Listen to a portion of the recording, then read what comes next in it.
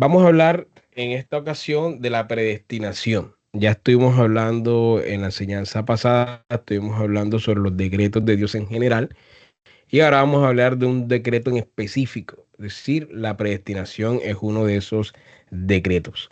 Entonces, al pasar de la discusión del decreto divino, al pasar de la discusión del decreto divino en general a la predestinación, seguimos tratando el mismo asunto. Es decir, seguimos hablando del tema de los decretos, pero hemos pasado de lo general a lo particular.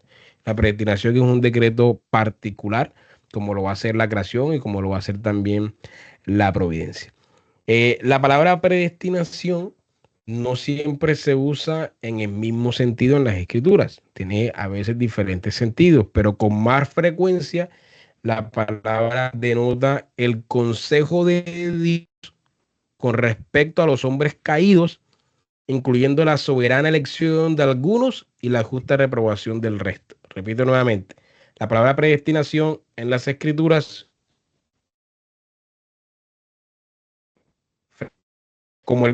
frecuentemente se usa como el consejo de Dios, ¿sí? O el plan de Dios, la idea de Dios, eh, con respecto a hombres caídos, incluyendo la soberana elección de algunos, escoger a algunos y la justa reprobación del otro. Y en este estudio usaremos la predestinación en este sentido, ¿sí? La elección soberana de algunos y la justa reprobación de los otros en el estado caído. Entonces veamos primero la doctrina de la predestinación en la historia. Hasta la época de Agustín, es decir, hasta el siglo IV, la predestinación no constituyó en la historia un asunto importante de discusión. Se puede ver que se menciona en los padres de la iglesia, los padres de la iglesia más antiguos mencionan la palabra, sin embargo, no parece que ellos tuvieran de esta palabra, un concepto muy claro. En lo general, dice Berkov, lo consideran o consideran esta palabra o usan el término de predestinación como la presencia de Dios con referencia a las acciones humanas sobre la cual Dios determina el futuro destino de los hombres. Es decir, ellos usaban la palabra más como en el sentido de que Dios, por alguna manera, podía prever eh, cómo iban a responder los hombres ante el Evangelio, y basado en esa respuesta, o Dios podía prever cómo iban a actuar los hombres hacia el futuro después de ser creados.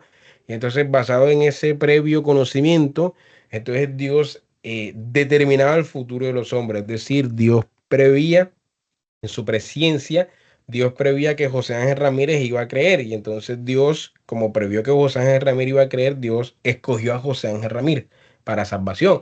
Y como previó que X persona no iba a creer, entonces no la escogió para salvación. O como previó que tal persona iba a actuar de tal manera justa, entonces Dios lo escogió para salvación y para que actuara de esa manera.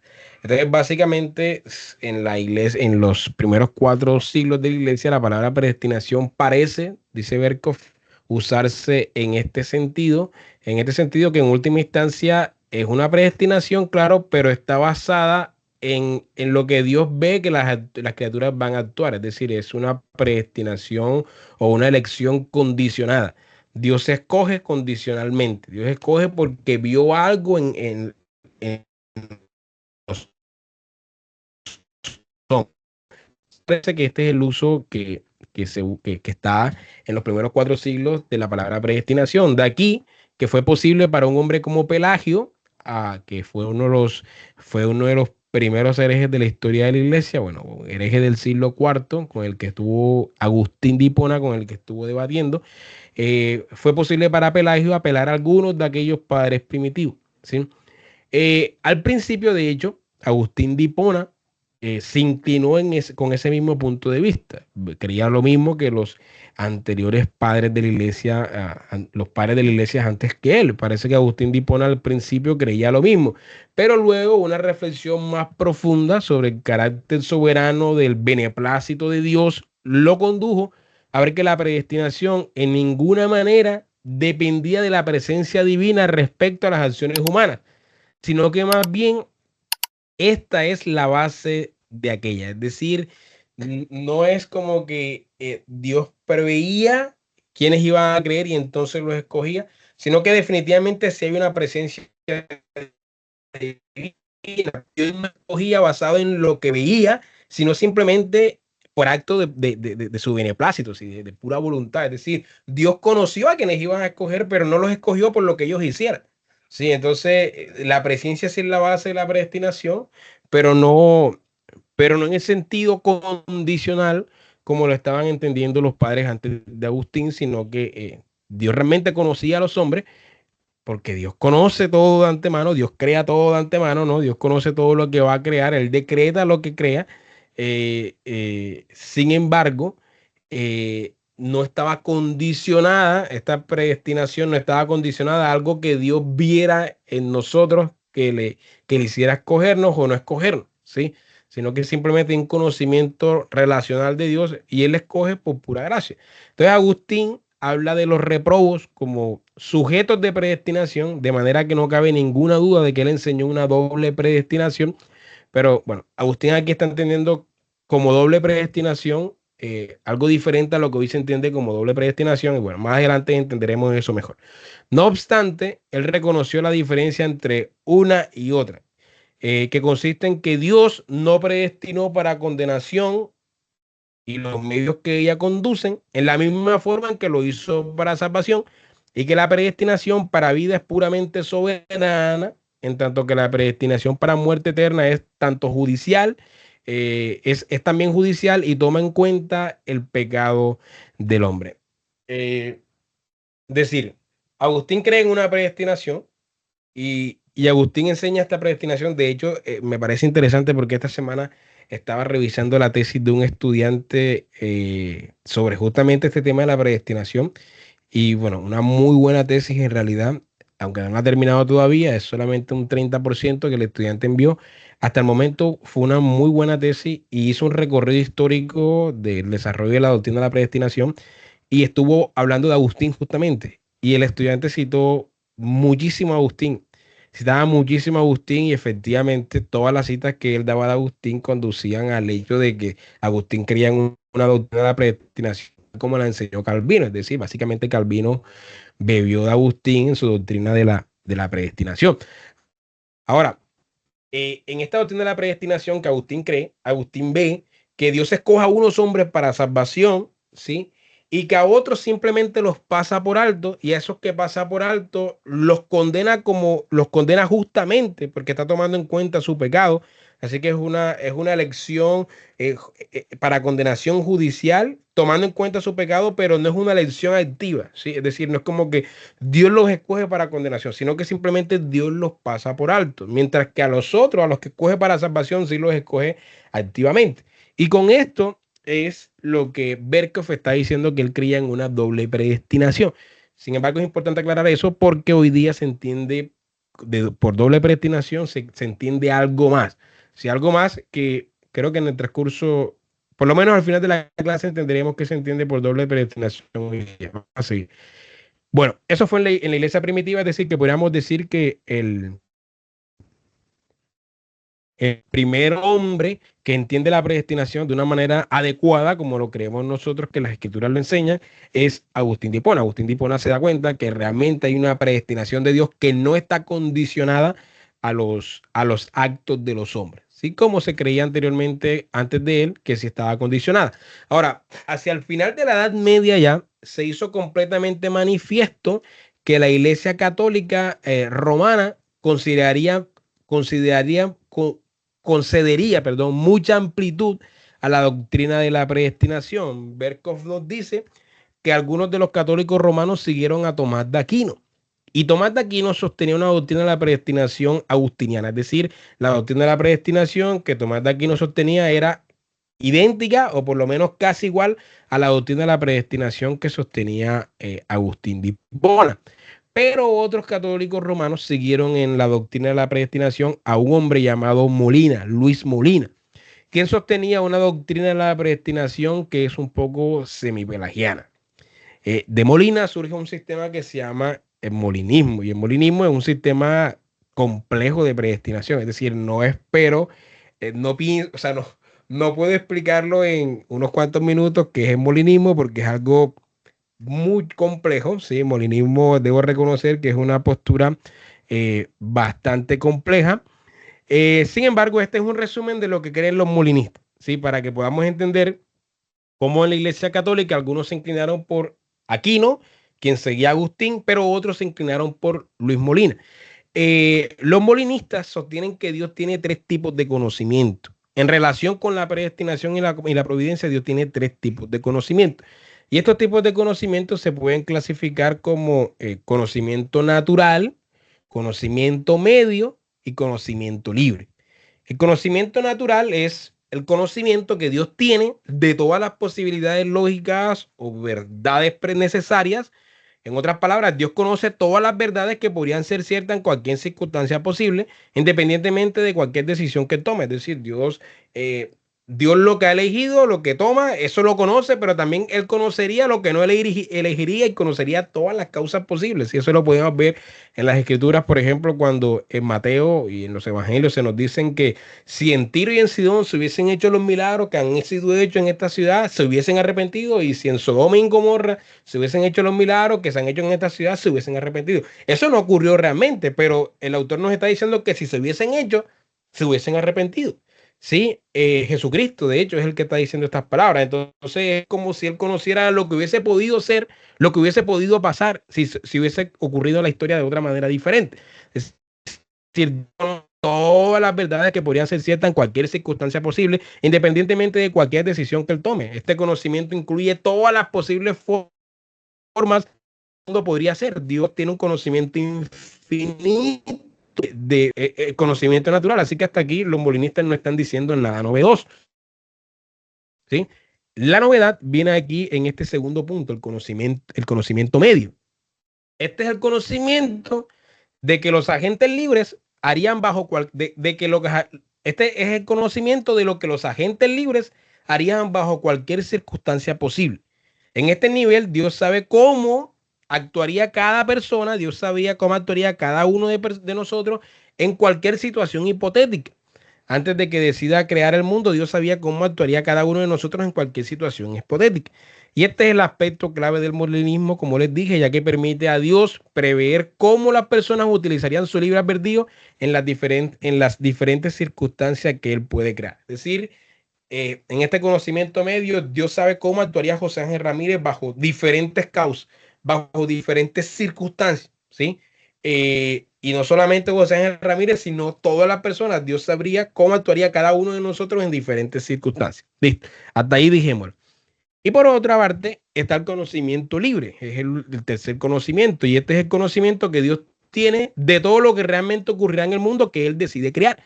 Después de determinar cuáles de las posibles circunstancias serán la realidad, Dios entonces conoce todo lo que sucederá en este mundo, incluidas las acciones libres de los seres humanos. Es decir, para aterrizar el punto, Dios naturalmente conoce todas las cosas, ¿sí? Lo que dijimos en el conocimiento natural.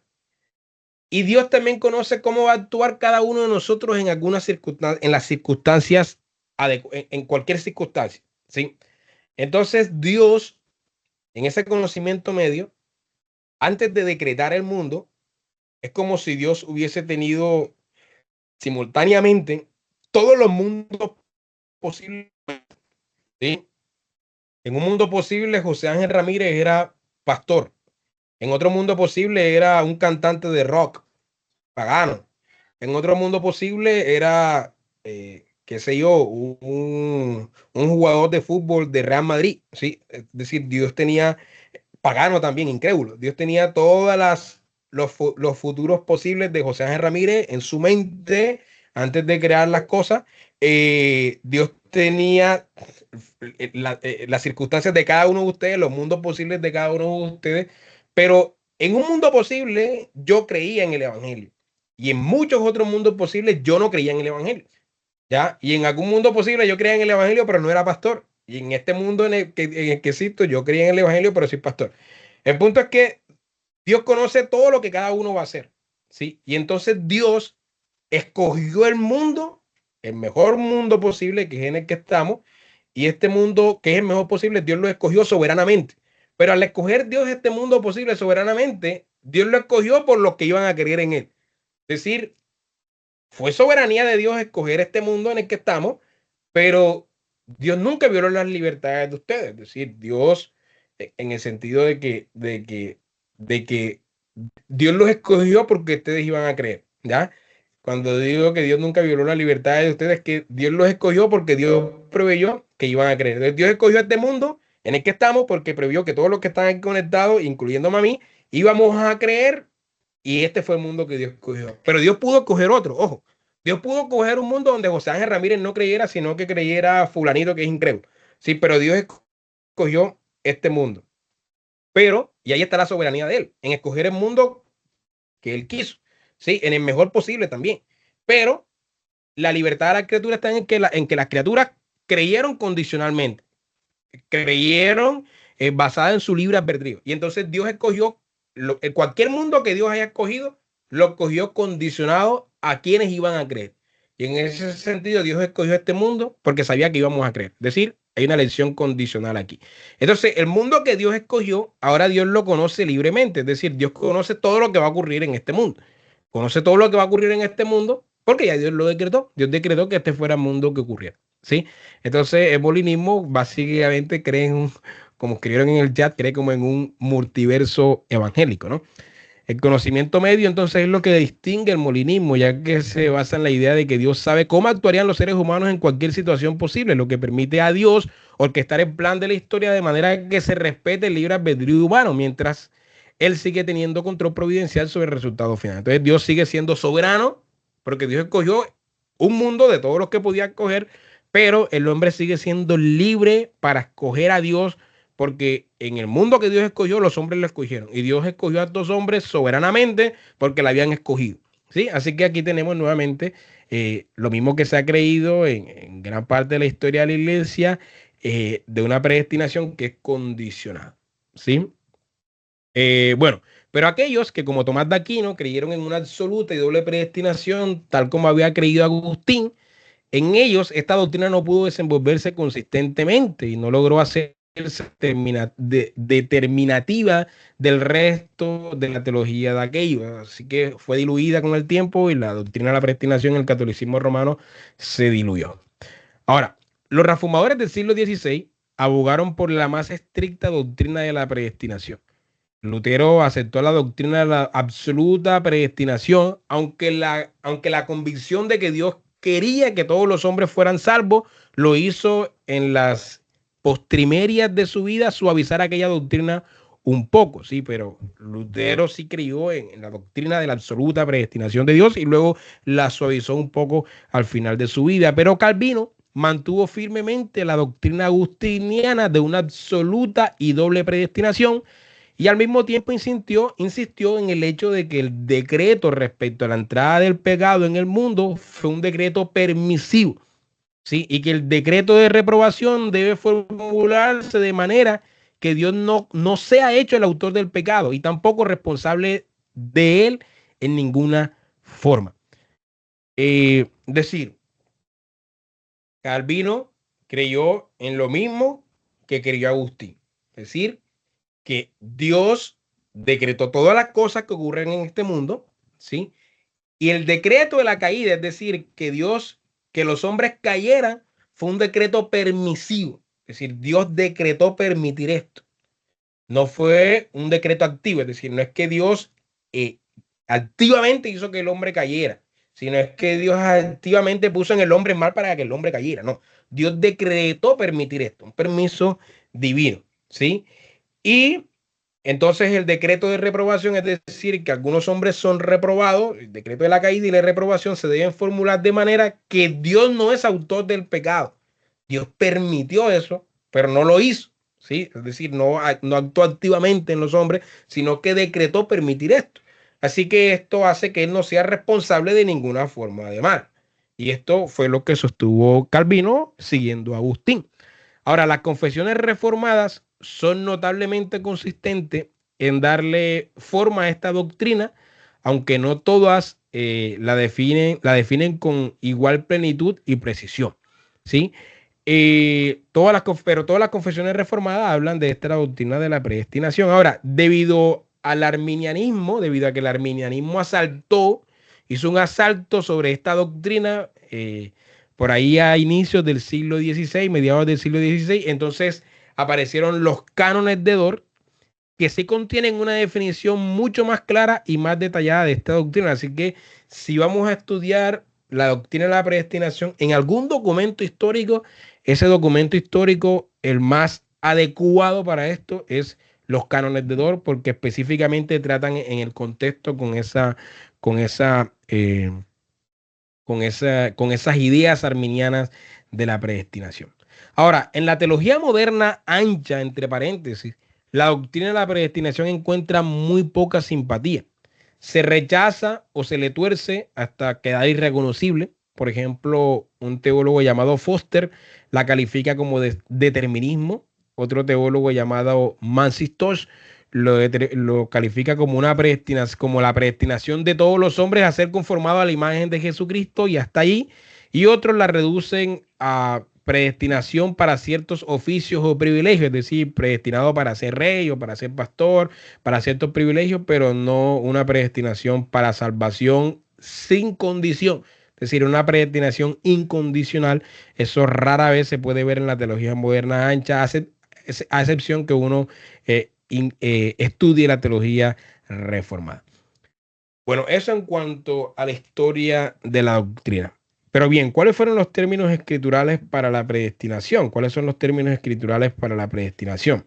Por un lado tenemos la palabra hebrea yada y las palabras griegas ginoskein, proginoskein y prognosis. ¿Sí? Entonces tenemos esta palabra griega y esta palabra hebrea y estas tres palabras griegas.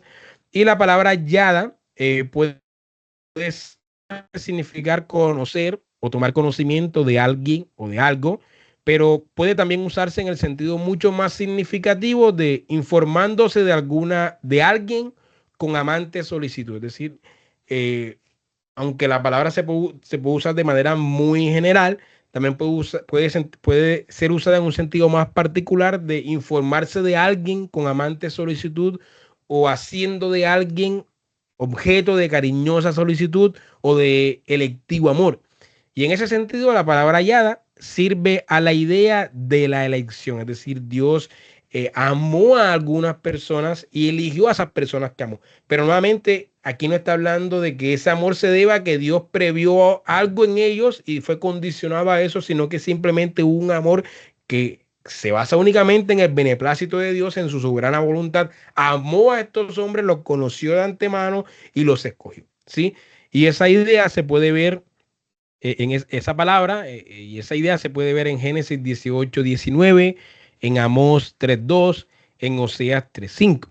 Ahora, el significado ya en el Nuevo Testamento de las palabras proginoskein y prognosis en el Nuevo Testamento no está determinado por su uso en los autores clásicos. Si los usamos, es decir, si buscamos cuál es el uso de esta palabra de forma extrabíblica, nos vamos a ir por el error, porque ellos lo usan de una manera diferente a como lo usan los autores del Nuevo Testamento, y eso es común. Es decir, los autores del Nuevo Testamento suelen darle un nuevo sentido a las palabras que toman del idioma griego. Sí, lo mismo hicieron nuestros padres teólogos, los ortodoxos reformados y siguen haciendo hoy día los teólogos, hicieron los padres de la iglesia. Por ejemplo, la iglesia del Nuevo Testamento toma la palabra teos, que es la palabra que se usaba para hablar de los dioses paganos, de los dioses griegos. De hecho, se usaba para hablar específicamente de Zeus, y toman esa palabra, la limpian de su contenido pagano y se la asignan al Dios bíblico, ¿sí? Al Dios verdadero. Entonces, el uso de la palabra debe estar definido por el uso que los apóstoles hacen de ella y no por el uso extrabíblico. O sea, si hacemos el uso extrabíblico, pues llegaremos a la conclusión de que el Dios de la Escritura es Zeus para los griegos. ¿Me voy a entender? Lo mismo hicieron los autores del Antiguo Testamento. Por ejemplo, la palabra Elohim era una palabra usada por los cananeos y se refería al Dios de los cananeos, pero ellos toman esa palabra, la limpian de su contenido y la usan para el Dios verdadero, el único Dios verdadero. Lo mismo ocurre con la palabra bautizo, a los que son bautistas en este chat, en esta clase, lo que están siguiendo. La palabra bautizo de forma extrabíblica tiene un uso específico pero los autores del Nuevo Testamento la toman y le dan un sentido particular, y la palabra bautizo debe ser definida no por su uso extrabíblico, sino por su uso neotestamentario. Lo mismo la palabra logos. La palabra logos tenía un sentido en la filosofía griega, pero el apóstol Juan la toma, la limpia de su contenido pagano y la usa para el cristianismo, ¿sí? Hablando de la palabra que crea todas las cosas. Y eso mismo que hicieron los autores del Nuevo Testamento, luego lo hicieron los padres de la iglesia, tomaron algunas palabras de la filosofía pagana, la limpiaron de contenido, la usaron para el cristianismo. Luego lo mismo hicieron los padres ortodoxos reformados, y por eso hay muchos términos aristotélicos y platónicos en nuestra tradición, pero es simplemente tomar esos términos, limpiarlos de su contenido y usarlos ahora. Y lo mismo hizo, por ejemplo, Bantil con parte de la filosofía de Manuel Kant y de Hegel, tomar muchos términos de ellos, limpiarlos de su contenido y hacer un correcto uso. Entonces es importante entender esto porque muchos erran grandemente al tratar de definir las palabras del Nuevo Testamento y del Antiguo Testamento basado en el uso extrabíblico y no en el uso que los mismos autores de la Biblia le están dando, ¿sí? El uso de estas palabras proginosken y prognosis, el uso adecuado es cuando entendemos el significado especial de la palabra yada, es decir, ellos están simplemente haciendo uso, están usando esta palabra como yada en el Antiguo Testamento, ¿sí? Así que estos términos no denotan una presciencia o previsión simplemente intelectual de lo que Dios ve que va a pasar, o la mera información anticipada acerca de algo, sino más bien estas palabras implican un conocimiento selectivo que considera a uno con simpatía y lo hace objeto de su amor. Dios escoge a unos hombres, los ve con cariño y los hace objeto de su amor, y de este modo esta idea se acerca, esta palabra se acerca a la idea de preordenación. Dios preordena, escoge y ordena a esos hombres de cierta manera. Ustedes pueden ver el uso de esa palabra en Hechos 2:23. También la pueden ver en Romanos 8:29, en Romanos 11:2, en Primera de Pedro 1:2. Y estos pasajes simplemente pierden su significado si estas palabras se toman en el sentido de un mero saber de uno de antemano. Es decir, pierde su significado si es solamente el hecho, si la palabra se usa en el hecho de que Dios conoció de antemano solamente, puesto que Dios conoce a todos los hombres en ese sentido. Es decir, ya Dios conoce a todos los hombres de antemano. Así que si tú le das a esa palabra ese mismo significado de que Dios conoció de antemano, pues no estás diciendo nada del otro mundo, porque ya se sabe que Dios conoce todas las cosas de antemano. Dios conoce todas las cosas, es omnisciente. Pero el punto de la palabra no es simplemente la omnisciencia, la presencia de Dios. El punto de la palabra es ese amor cariñoso, ese amor selectivo, ese conocimiento amoroso, cariñoso que Dios tuvo hacia algunos hombres sin tener en cuenta sus obras, sin estar condicionado. Dios amó a estos hombres simplemente y los escogió. ¿Ya? Bueno, otra palabra que se usa para expresar esta idea es la palabra hebrea bachar y las palabras griegas eklegestai y ekloge. Estas palabras acentúan el elemento de elección o selección en el decreto de Dios respecto al destino eterno de los pecadores. Y aquí está la clave, respecto al destino eterno de los pecadores. Una elección acompañada de buena voluntad, una elección que es acompañada de buena voluntad respecto al destino eterno de los pecadores. Estas palabras sirven para indicar el hecho de que Dios selecciona a un número determinado de entre la raza humana y los coloca en una relación especial con él, ¿sí? De buena voluntad. Está perfectamente manifiesto que se refieren generalmente a una elección previa y eterna en los siguientes pasajes: Romanos 9:11, Romanos 11:5, Efesios 1:4, Segunda Tesalonicenses 2:13. Ahí se usa la palabra en este sentido. Dios selecciona de antemano, escoge de antemano a ciertos hombres y a otros los pasa simplemente por alto. Y por último, las palabras griegas proorisen y promismos. Estas palabras siempre se refieren a la predestinación absoluta. Así que a diferencia de otras palabras que requieren verdaderamente un complemento, la pregunta surge naturalmente: ¿preordenamos para qué? ¿Preordenamos para qué? Y es el sentido de estas palabras, ¿para qué se preordena? Estas palabras siempre se refieren a la preordenación que afecta a los hombres a determinado fin, y por la Biblia sabemos la evidencia de que tal fin puede ser bueno o puede ser malo. Hechos 4:28, Efesios 1:5. Es decir, Dios en su absoluta predestinación predestina para cierto fin. Un fin de vida eterna y un fin de condenación eterna. Y las palabras aquí son usadas en ese sentido. Y ahora con esto terminamos el uso escritural, ¿sí?, de estas palabras, la prueba escritural de estas palabras que se usan para hablar de la predestinación. Ahora veamos un tercer punto, que es el autor de la predestinación y los objetos de la predestinación. El autor de la predestinación. Bueno, el decreto de la predestinación es sin duda en todas sus partes el acto concurrente de las tres personas de la Trinidad. Es decir, las tres personas de la Trinidad son los autores, o es el autor porque es un solo Dios. ¿Sí? Los autores está bien dicho porque son tres personas, pero también podríamos decir el autor porque es un solo Dios del decreto. ¿Sí? Ellos tres son en una, en su consejo y en su voluntad. Es un solo consejo, un solo voluntad entre las tres personas. Pero en la economía de la salvación, es decir, en la manera como se administra la salvación en la historia, tal como está revelada en las Escrituras, el acto soberano de la predestinación se atribuye más particularmente al Padre.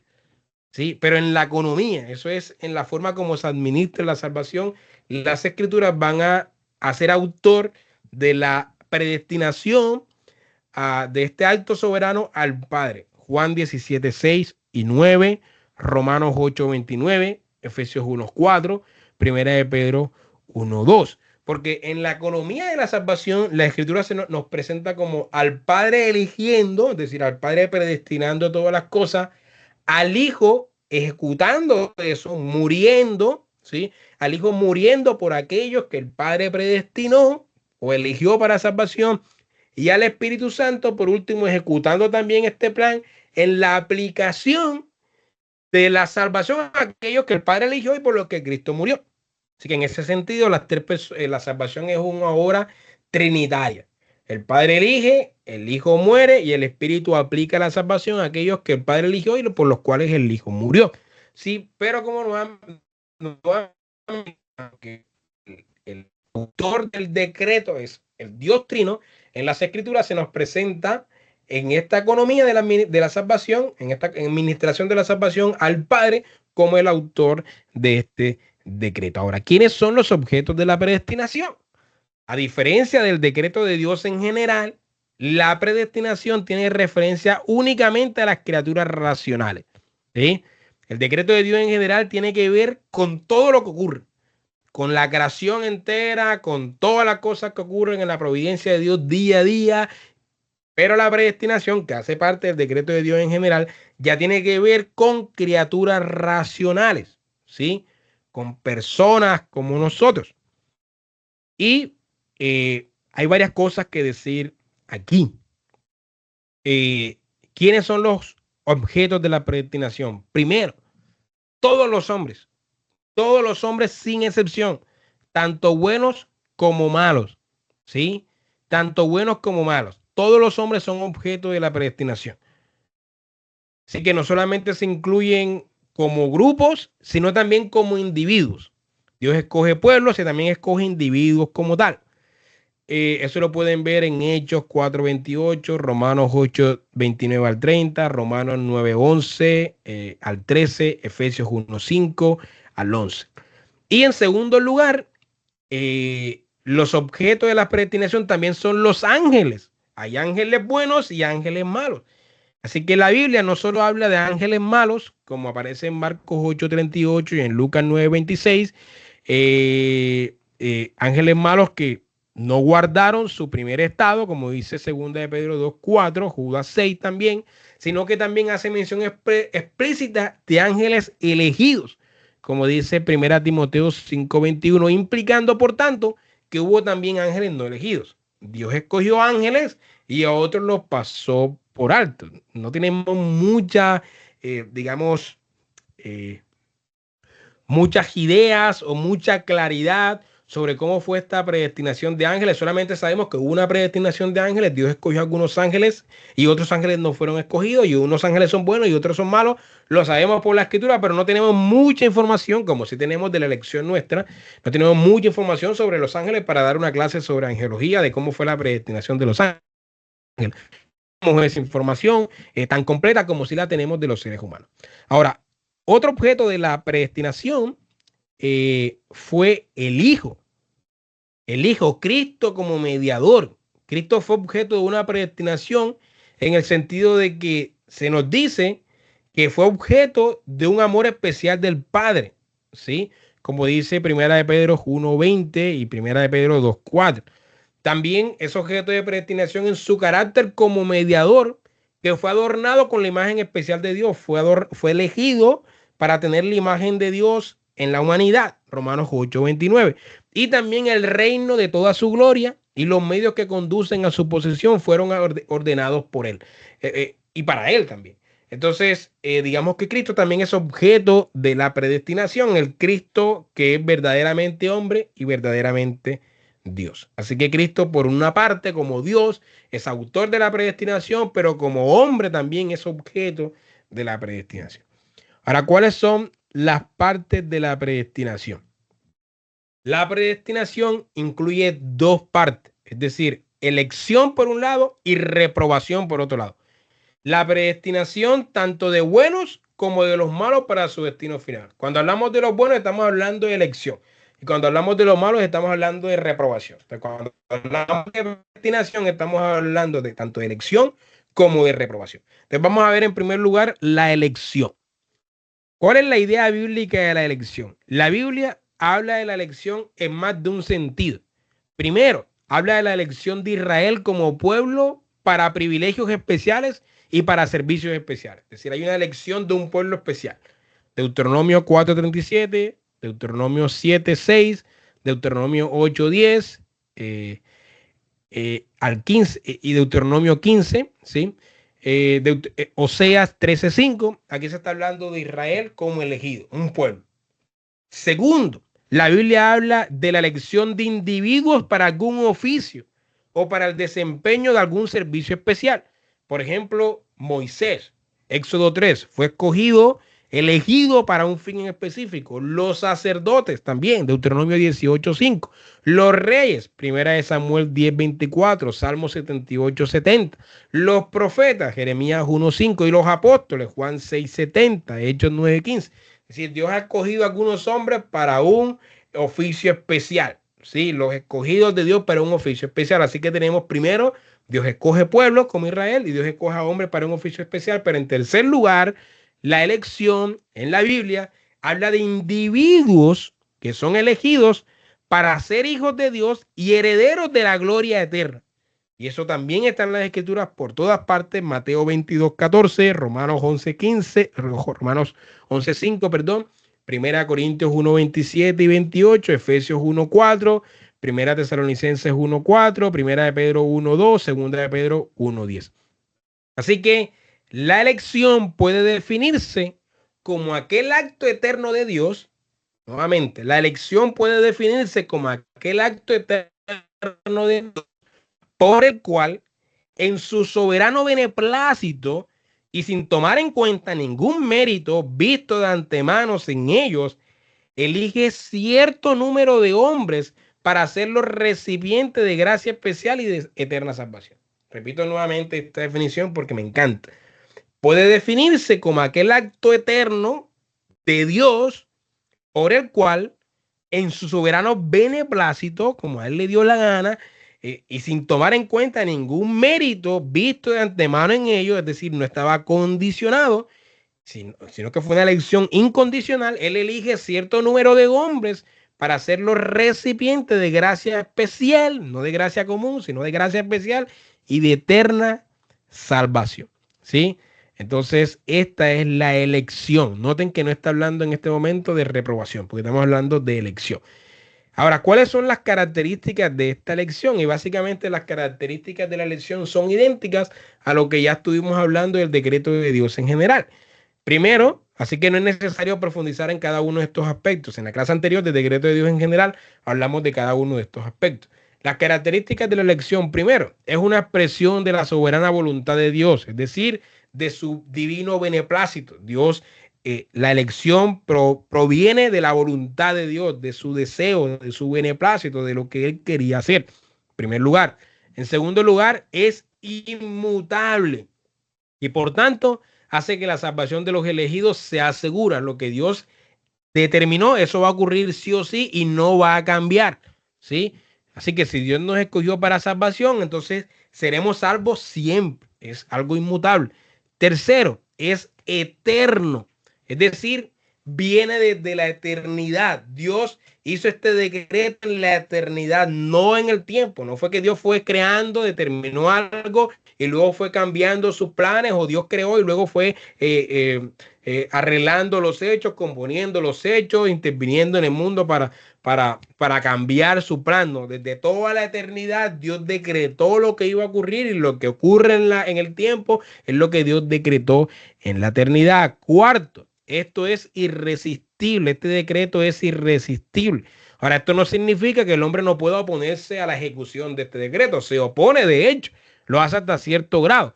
Más bien significa que la oposición del hombre no va a prevalecer ante el decreto de Dios. Tampoco significa que Dios en la ejecución de su decreto aniquile la voluntad del hombre. No, sin embargo, significa que Dios puede y ejercita una influencia tal sobre el espíritu del hombre como para hacerlo, como para hacer que él quiera venir a Dios. Salmo 110.3, Filipenses 2.3. Así que Dios, hablar de irresistible no significa que Dios aniquile la voluntad del hombre, sino que Dios actúa en el hombre, obra en el hombre, pone el deseo en el hombre para que el hombre venga a Dios, ¿sí? Lo haga voluntariamente, lo haga de sumo gozo. Aunque yo no quería venir a Dios, realmente yo estaba muy bien con mis pecados, revolcándome en mis pecados, amaba mis pecados. Aunque yo no quería venir a Dios, Dios obró en mi corazón. Al obrar en mi corazón, puso los deseos correctos para yo venir a Él, ¿sí? Pero esto es muy diferente a decir que Dios aniquila la voluntad del hombre, porque yo vine voluntariamente, pero Dios obró en mi corazón, claro. Quinto, no se puede acusar a Dios de injusticia. El hecho de que Dios favorezca a alguno y pase por alto a otro no justifica contra Dios el cargo de injusticia, porque simplemente lo justo es que Dios condena a todos los hombres porque todos son malos. Y Dios lo que hace es que ejerce misericordia sobre algunos, los escoge y a los otros simplemente los pasa por alto. Y no es injusticia porque estos merecen condenación. Dios simplemente no ejerció misericordia sobre ellos, sino que está ejerciendo justicia. Es decir, justicia es que les va a dar lo que merecen, ¿ya? Así que Dios no es injusto. De hecho, cuando Él salva a algunos hombres, no es que está ejerciendo justicia, sino misericordia.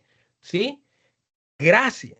Pero la justicia es que cada uno reciba lo que merece. Así que Dios no es injusto. Si estos hombres merecen condenación eterna, pues están recibiendo condenación eterna. Y por último, en este tema de la elección, veamos el propósito de la elección. Y esta elección tiene un doble propósito. El propósito inmediato es la salvación. ¿Sí? El propósito es que seamos salvos, los elegidos sean salvos. Pero en segundo lugar, el propósito final es la gloria de Dios. Es la salvación de los elegidos, pero es la gloria de Dios. Y de hecho, la salvación de los hombres está subordinada a este propósito. Es decir, que en última, la gloria de Dios es el primer objetivo. ¿Sí? Pero Dios es glorificado cuando salva a hombres. Entonces, por eso se habla de dos objetivos. Y eso en cuanto a la elección. Ahora hablemos en cuanto a la reprobación. Nuestros símbolos confesionales, las confesiones de fe, hablan no solamente de la elección, sino que también no solamente hablan de la elección, sino que también hablan de la reprobación. Este es un término usado en nuestras confesiones de fe. Agustín enseñó tanto la doctrina de la reprobación como la de la elección. Tanto la de la elección como la de la reprobación. Pero esta doctrina dura, entre comillas, encontró mucha oposición en la historia de la iglesia. Las personas se resisten a esta doctrina, creen que Dios es injusto por reprobar a los hombres. Sí, quieren salvaguardar el honor de Dios, quieren hacerse de hecho Dios a su imagen. Dios tiene que ser como ellos dicen que debe ser. Los católicos romanos, por ejemplo, los luteranos, los arminianos y los metodistas generalmente rechazan esta doctrina en su forma absoluta.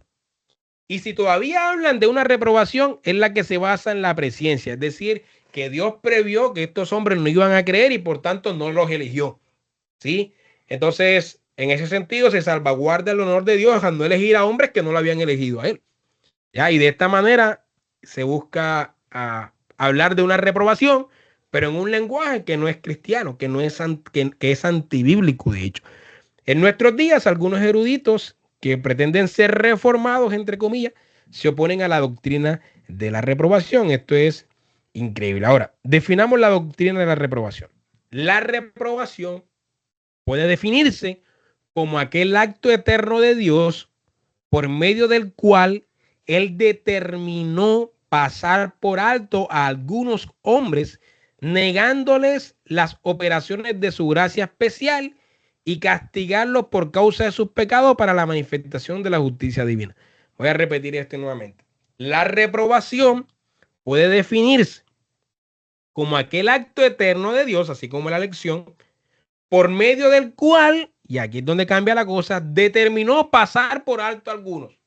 No los eligió, sino que los ignoró, los pasó por alto, negándoles las operaciones de su gracia especial no común, a diferencia de la elección, donde sí les dio la gracia especial, y castigándolos por causa de sus pecados, a diferencia de la elección, donde da gracia especial y quita de castigo. No los va a castigar porque de hecho Cristo recibe el juicio que ellos merecían. Sí, entonces la reprobación los castiga por sus pecados para la manifestación de la justicia divina. En este castigo de los pecados de estos hombres malos, de estos hombres reprobados, Dios ejecuta su justicia. ¿Ya? Ahora, el decreto de reprobación contiene dos elementos que ya mencionamos, pero que debemos especificar. Son que la determinación, en primer lugar, la determinación de pasar por alto a algunos hombres. ¿Sí? El decreto de reprobación contiene estos dos elementos. Primero, la determinación de pasar por alto a algunos hombres. Y segundo, la condenación, que es la determinación a causa de su pecado fueron pasados por alto. Entonces, la reprobación tiene estos dos elementos. En primer lugar, Dios pasa por alto, y en segundo lugar, Dios condena a esos hombres que pasan por alto, ¿sí? Por sus pecados. Una justicia adecuada para pecados que han sido cometidos contra él. La confesión solamente estos propósitos, es decir, que Dios los pasa por alto. Pero los cánones de Dort, que son mucho más detallados, mencionan también el segundo. Mencionan tanto que Dios los pasa por alto como que Dios condena a estos hombres que pasan por alto. Ahora, este acto de pasar por alto se le conoce como preterición. Preterición. Y es un acto de su mero beneplácito en el cual la precondenación, y este es el punto de condenarlos, pero es que todavía no han sido condenados, sino que están precondenados. Dios ya los condenó en su mente. ¿Sí? Es un acto judicial que con castigo visita el pecado. Entonces, el primero es un acto del beneplácito, un acto de la beneplácita voluntad de Dios, de su beneplácito, en el cual simplemente los deméritos del hombre no entran en consideración, Dios los pasa por alto, y la precondenación, ahora sí es un acto judicial que con castigo visita el pecado de aquellos hombres que Dios pasó por alto.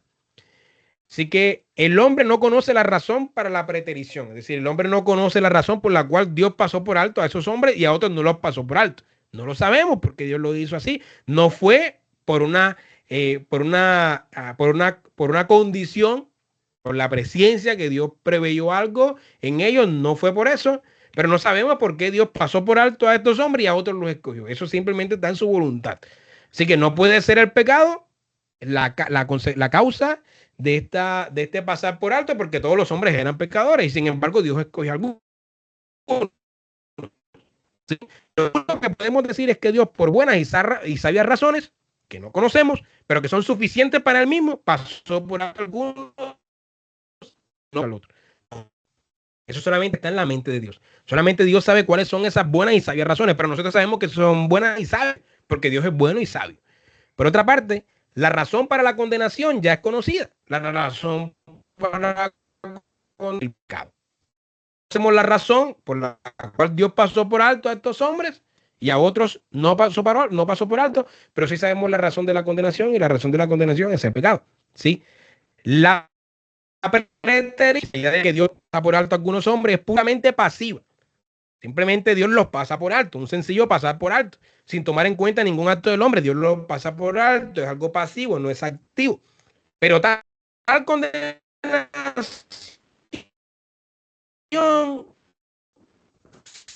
si es eficiente y positiva, es decir, si es activa, la condenación es activa, era activa.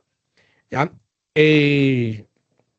En tanto que puede decirse que Dios es el autor de la regeneración, de la vocación de la fe, de la justificación y de la santificación de los escogidos, y por eso, mediante su acción divina directa, hace que la elección de ellos se realice. Entonces no puede decirse que también Él es autor responsable de la caída, de la condición injusta y de los actos pecaminosos de los reprobados por actuar directamente sobre ellos y de esa manera lograr la realización de su reprobación. Indudablemente que el decreto de Dios hizo que la entrada del pecado al mundo fuese segura, pero Él no predestinó a algunos hombres para el pecado, como sí predestinó a otros para la santidad. En su carácter de Dios santo no puede ser el autor del pecado. ¿Sí? Dios no predestinó a algunos hombres para el pecado, pero sí predestinó a otros para santidad. A estos que predestinó para santidad fue los que eligió, y a los demás simplemente los pasó por alto y los dejó en sus pecados. Así que es un error pensar que en esta vida los reprobos estén enteramente destituidos del favor de Dios. Y este es otro punto. Es un error pensar que en esta vida los reprobos estén eternamente destituidos del favor de Dios. Están destituidos de la gracia especial de Dios, pero no están destituidos de la gracia común de Dios. Dios no limita la distribución de sus dones naturales por causa de sus propósitos de elección, ¿no? Ni siquiera permite que la elección y la reprobación determinen la medida de sus bienes.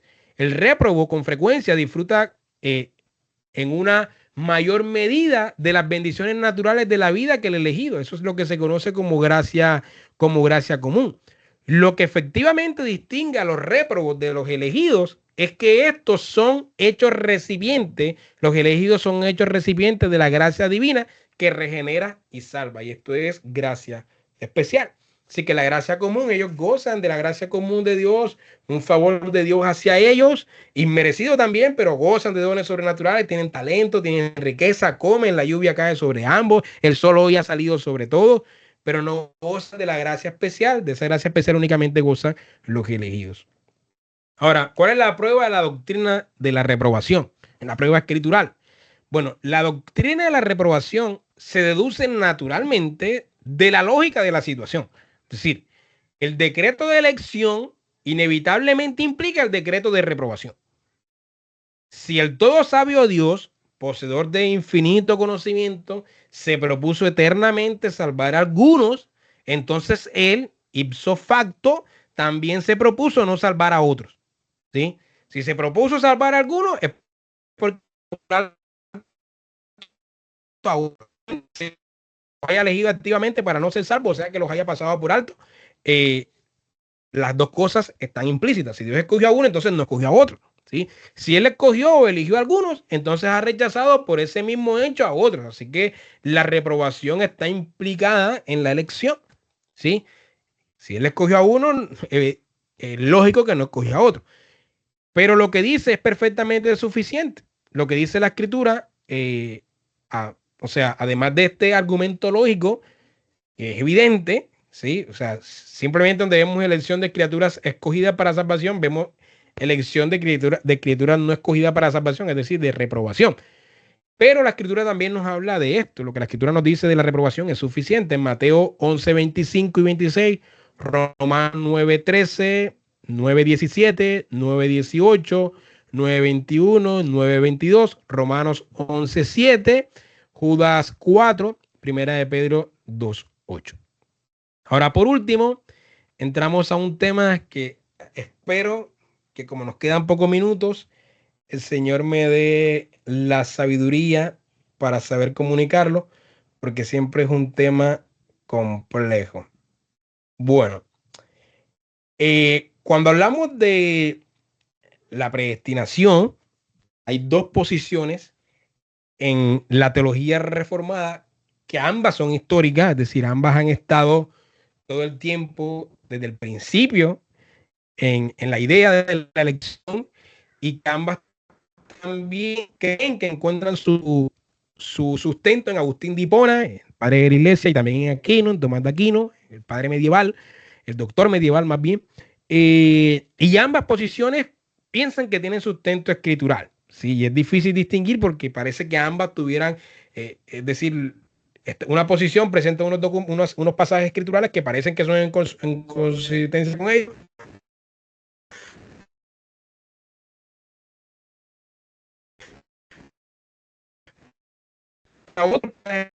Estoy familiarizado con estas dos posiciones del supralapsarianismo e infralapsarianismo.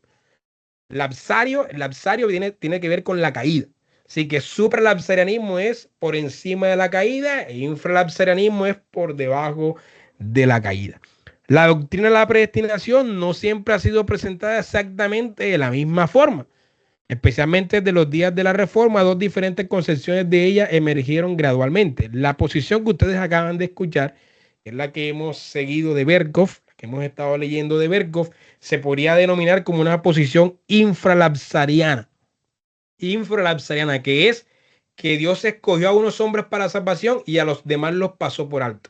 Eso se conoce como infralapsarianismo, es decir, que hay una elección positiva o activa más bien de hombres para salvación y hay una elección pasiva de hombres para condenación, porque Dios simplemente los pasó por alto. Había una masa caída y de esa masa caída Dios escogió a algunos para salvación y a los demás los pasó por alto. Eso es lo que se conoce como infralapsarianismo. Y de esta posición son teólogos de renombre reformados, teólogos ortodoxos reformados como Rivet, Wallacus, Van Mastris, Turretín, Amar y de Moore. Es decir, hay una buena nómina de este lado de la historia. Pero los supralapsarianos, que creen que hay una doble predestinación, y aquí es cuando decía que lo que Berkhof entiende por doble predestinación no es lo mismo que se entiende hoy día por doble predestinación, porque los supralapsarianos entienden la doble predestinación como activa. Es decir, como que Dios activamente escogió a algunos hombres para salvación y activamente escogió a otros para condenación, para reprobación. Entonces, los infralapsarianos, nuevamente, tienen una doble predestinación que se podría llamar más bien predestinación simple, donde ellos creen que Dios escogió a unos hombres para salvación de una masa caída y a los demás los pasó por alto. Y los supralapsarianos dicen que Dios escogió a hombres para caída activamente, pero también a los hombres para condenación. Es decir, que no simplemente los pasó por alto, sino que realmente los escogió activamente para condenación. Entonces, esta es la posición supralapsariana. Y de este lado de la doctrina, de esta posición doctrinal, tenemos a teólogos como Teodoro de Beza, que de hecho fue el primero que sistematizó esta idea. Tenemos a Gomarus, tenemos a Vermigli, tenemos a Sánchez, tenemos a Ursinos, a William Perkins, a William Tice, a Tinglad, a Gilberto Boetius, a Ormanus, a Germán Witzius, a Conry. Así que tenemos una buena nómina. Aquí estamos hablando de Brasil contra Argentina, Real Madrid contra Barcelona. Es decir, ambas posiciones tienen unos nombres demasiado destacados. ¿Sí? ¿Dónde se encuentra la diferencia? Bueno, la diferencia no se encuentra en el orden temporal de los decretos. La diferencia se va a encontrar en el orden de los decretos, pero no en el orden temporal de los decretos. No en el orden temporal de los decretos divinos, o sea, no como ocurren en la historia. Porque tanto infralapsarianos como supralapsarianos entienden que el decreto de Dios es uno solo, y que en todas sus partes es igualmente eterno. Es decir, ese decreto fue hecho en la eternidad. Así que es imposible atribuirle alguna sucesión a los varios elementos que en él están incluidos. Es decir, no podemos hablar de un decreto temporal de un orden temporal o de una sucesión diferente en los decretos, porque el decreto es uno solo. El decreto es uno solo y ocurre en la eternidad, es decir, fue decretado en la eternidad. No hay un orden temporal. Así que aquí están de acuerdo tanto los infralaxarianos como los supralaxarianos. Ahora, ¿en dónde está la diferencia? La diferencia está en que, a ver, aunque es un decreto, un solo decreto, y no podemos hablar como de diferentes situaciones en el decreto, los teólogos tratan de entender cómo fue el orden de ese decreto en la mente de Dios. En la mente de Dios, cómo fue el orden de ese decreto. Y estamos hablando es del orden lógico de los decretos, no del orden temporal de los decretos, no la manera como se ejecutó, sino del orden lógico de los decretos. La cuestión es si los decretos para crear, hay un decreto para crear y un decreto para permitir la caída, fueron medios para el decreto de redención. Es decir, Dios crea, Dios permite la caída, Dios redime. Así fue como ocurrió históricamente. Los superlaxarianos razonan sobre la hipótesis de que al hacer un movimiento de retroceso, de manera que lo que fue primero en el designio es último en cumplimiento. Es decir, lo ilustramos de esta manera. Supongamos que yo voy ahora, mi objetivo es ir a Crepes de Boca Grande. Quiero ir al Crepes de Boca Grande, ese es mi objetivo. Pero para ir al Crepes de Boca Grande debo tomar un carro, ¿sí? Y para tomar un carro debo subirme en el carro y para subirme en el carro debo alistarme en mi casa. Entonces, la forma como ocurren los eventos para yo ir al CRES de Boca Grande es la siguiente. Me alisto en mi casa, me subo al carro, manejo hasta Boca Grande y entro al CRES a comer. Esa es la forma cronológica como ocurren los eventos. Pero la forma lógica como se pensó fue primero ir al CRES de Boca Grande, pero para ir al CRES de Boca Grande tengo que montarme en el carro, tengo que ir en carro, para ir en el carro tengo que montarme en el carro, para montarme en el carro tengo que alistarme. ¿Sí? Entonces, lo que ellos están diciendo, los supralaxarianos, es que Dios tiene un objetivo y basado en ese objetivo, todo, o sea, los medios ocurren en un movimiento de retroceso en el que el primer designio es el último en cumplimiento. Es decir, el primer designio es ir a Boca Grande a comer en el CRES de Boca Grande. Ese es el primer designio, pero en el orden lógico es el último en cumplimiento, ¿sí? Porque es el objetivo final. Entonces, los supralaxarianos dicen que Dios en primer lugar, el decreto de Dios, el objetivo del decreto de Dios es glorificarse. Dios quiere glorificarse y particularmente magnificar su gracia y su justicia en la salvación de algunos y en la perdición de otras de sus criaturas racionales. Es decir, Dios quiere glorificarse y Dios se va a glorificar salvando a algunos hombres por gracia y condenando a algunos hombres justos. Como ese es el objetivo final, entonces Dios debe crear a aquellos que de esta manera fueron elegidos o reprobados. Es decir, ya Dios en su mente quiere glorificarse de esta manera, así que Dios ahora va a crear a aquellos que van a ser elegidos o van a ser reprobados. Y entonces ese decreto, después de crearlos, viene el decreto de permitir la caída, permitir que ellos caigan. Y después el decreto que justifica a los elegidos y condena a los no elegidos. Nuevamente, Dios, doble predestinación activa. Dios activamente escogió a algunos hombres para salvación y activamente escogió a otros hombres para condenación. Es decir, si este fue el orden del decreto en la mente de Dios, si Dios en su mente, y esto a mí me parece bastante atrevido tratar de meternos en la mente de Dios, pero quiero explicarle la posición, si Dios en su mente pensó en glorificarse en la salvación de unos y en la condenación de otros, entonces cuando Dios los creó, ya Dios tenía en mente que estos cayeran, o sea, antes de que ellos cayeran, antes de que estos hombres cayeran, ya Dios tenía en mente escoger a esto y condenar a los otros. Antes de que cayeran, antes de que Dios en su mente, esto no es en la historia, esto es en su mente, en la mente de Dios, entre comillas. En su mente, si Dios pensó en escoger a algunos para salvación y a otros para condenación, entonces cuando estos caen, ya ellos están escogidos, uno para elección y otro para salvación. Es decir, cuando en la mente de Dios ocurre el decreto de la caída, es decir, cuando en su mente Dios piensa en que caigan, ya Dios había pensado en quiénes iban a escoger y a quiénes iba a condenar. En este sentido, es una elección activa y una elección activa para salvación y una elección pasiva para condenación. ¿Ya? Por otra parte, los infralapsarianos sugieren un orden más histórico. El decreto para crear al hombre en santidad y buenaventuranza, Dios crea al hombre en santidad y en buenaventuranza. El decreto para permitir que el hombre caiga, ¿sí? El hombre mediante la determinación de su propia voluntad. El decreto para salvar a un número determinado de culpable y el decreto para sus pecados, para dejar arresto en sus pecados, por la determinación de ellos mismos y sujetarlos al justo castigo de sus pecados. Entonces, en esta posición, en el orden lógico de los decretos ocurren básicamente como ocurren en la historia. Es decir, Dios los crea, ellos caen y después Dios de esa masa caída escoge alguno. Entonces aquí la predestinación es doble, pero es simple en el sentido de que Dios escogió activamente a algunos hombres para salvación de una masa caída y a otros simplemente los pasó por alto. Ahora, el orden de los decretos es el que está en el fondo de la diferencia. ¿Por qué? Porque si Dios primero pensó en escoger a estos y en no escoger a otros antes de la caída, antes de que Dios pensara en la caída, ya Dios había pensado en escoger a estos y en escoger a estos para salvación y en escoger a estos para condenación. Antes de que Dios pensara en la caída. Entonces esto fue una elección activa para elección y activa para condenación. Pero si en su mente Dios pensó en escogerlos después de la caída, es decir, si en su mente Dios primero pensó en la caída y después pensó en escogerlos, entonces simplemente Dios escogió a algunos para salvación y a otros los pasó por alto. No sé si me hago entender. Yo sé que es un poco complejo, pero voy a repetir nuevamente la idea. Si en su mente, ojo, esto no es ejecución histórica, es en la mente de Dios.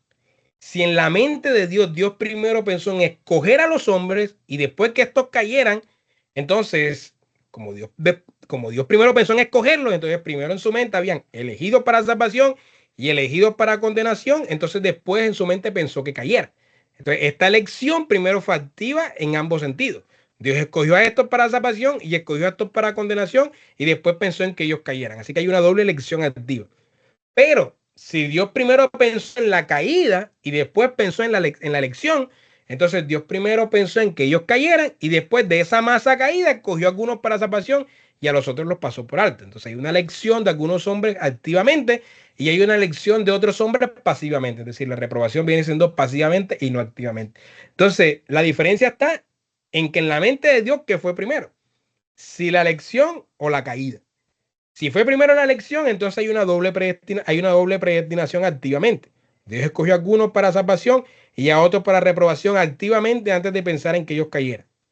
Si primero va la caída antes de la elección, entonces Dios primero pensó en que cayeran y después de esa masa caída, Dios escogió a algunos hombres para salvación y a otros los pasó por alto. Entonces, en esta doble predestinación hay una predestinación que es activa, que es la elección, y otra que es pasiva, que es simplemente pasar por alto a los hombres. Entonces, por eso la diferencia está en el orden lógico del decreto. Por último, hermanos, infra y supra, regálenme un momento que llegó el hijo mío. Yo estoy ocupado. Estaba durmiendo de la buena noche y acaba de llegar, así que viene loco. Bueno, espera un momentico. Ciérrame la puerta con seguro, por favor. Ok. Entonces, la posición infra y supra contemplan el mismo misterio desde diferentes puntos de vista, poniendo uno su atención en lo ideal o lo teleológico, es decir, en la finalidad, y el otro poniendo su atención en lo histórico, es decir, el que pone su atención en lo ideal o lo teleológico, es decir, en la finalidad, es el supralapsarianismo, y el otro lo pone en el orden de los decretos. Entonces ambos están en el misterio, tratando de entender el misterio.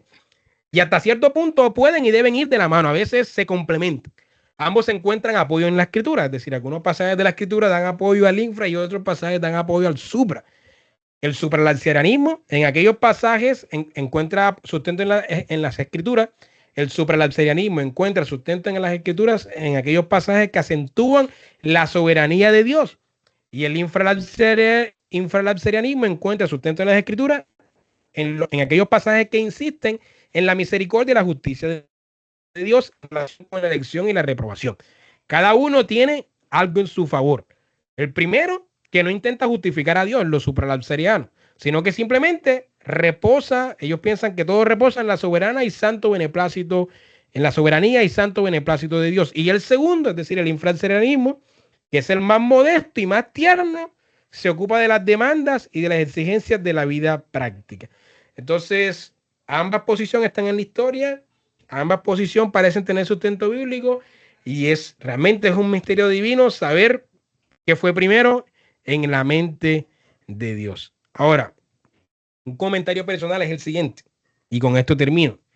Yo hace varios años, cuando estudiaba mucho este tema de la predestinación, ya no es un tema que sea mucho de mi interés, porque ahora estoy en otros temas que para mí son ahora actualmente más interesantes, pero por supuesto que creo en la predestinación, pero ya no es un tema en el cual profundice o que esté estudiando constantemente.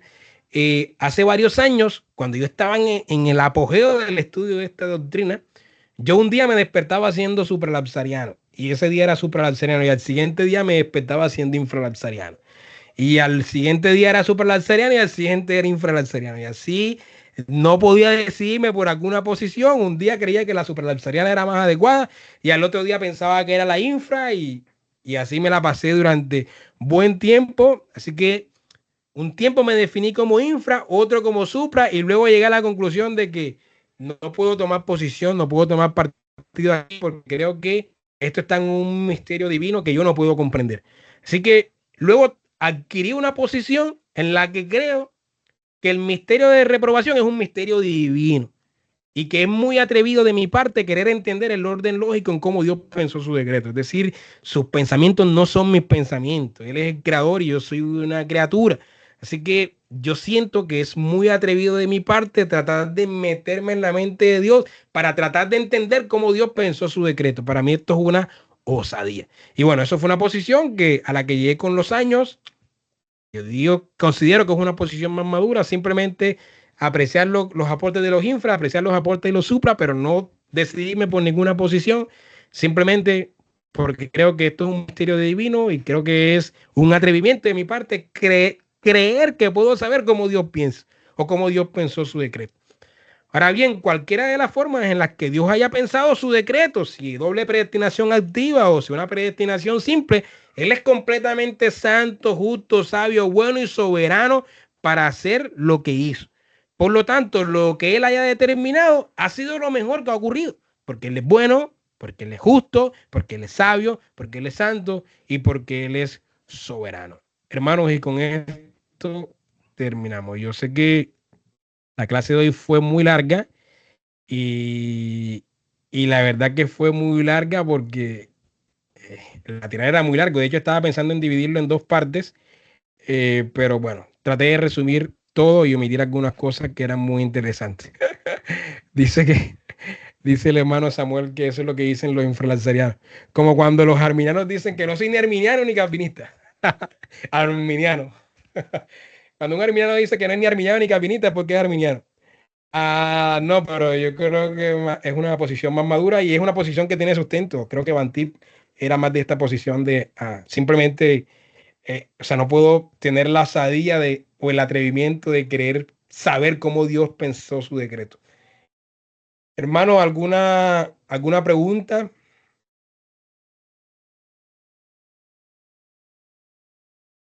¿Todo ha sido claro?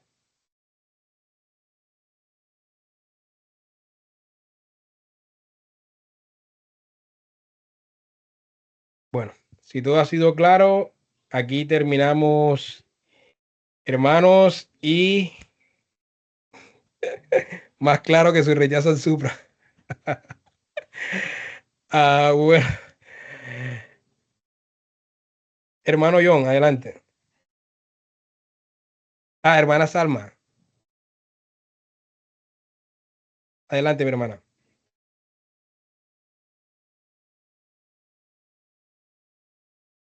No te estoy escuchando.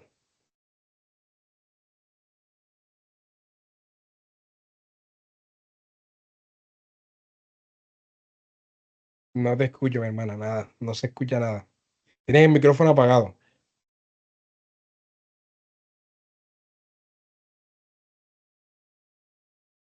¿Tú puedes encenderle el micrófono, John? Buenos días, ahora sí me oyen. Ahora sí, hermano, ahora sí tiene audio. Buenos días para todos. Buenos días, Pas- hermano. sorprendida con el tema, muy edificante, la verdad. Eh, Salí de muchas dudas, a pesar de la complejidad del tema. Cuando no tenía ni idea del tema de la predestinación, cuando asistía a la otra iglesia donde nos congregábamos, eh, siempre me hacían muchas preguntas, cuestionaba mucho el actuar de Dios, pero hice con yo un estudio. No sé si algunos han leído el libro de Sí Jesús, que uno de los temas es la elección. Y bueno, después de tanto cuestionamiento y ahora como complemento el tema que usted está dando hoy, creo totalmente en la predestinación por muchas cosas que han sucedido en mi vida. Y doy gracias a Dios, bueno, esto no es una pregunta, más bien es un comentario y una felicitación a Ok, usted para que sigamos en este tipo de estudios porque muchos tenemos muchos vacíos en cuanto al actuar de Dios. Y que gracias a estos estudios, estos vacíos son llenos definitivamente y para la gloria del Señor. Reconocer su soberanía y su omnisciencia, la verdad es que es muy valioso en nuestros corazones. Ese era mi aporte, mi hermano. ok, mi hermana, muchísimas gracias por hacer ese comentario. Eh, ¿Alguien más, hermanos? ¿O terminamos? Bueno, ya va a ser 1 hora y media, así que más bien vamos a terminar. Gracias, hermana Salma, y terminamos orando. Señor, te damos muchas gracias por este tiempo que nos regalaste hoy de aprendizaje. Te pedimos que nos sigas ayudando en estos estudios y que pongamos en práctica esto que hemos aprendido hoy. Te lo pedimos en el nombre de tu Hijo, todas estas cosas. Amén. Bueno, hermanito, nos vemos en 15 días. Chao, chao.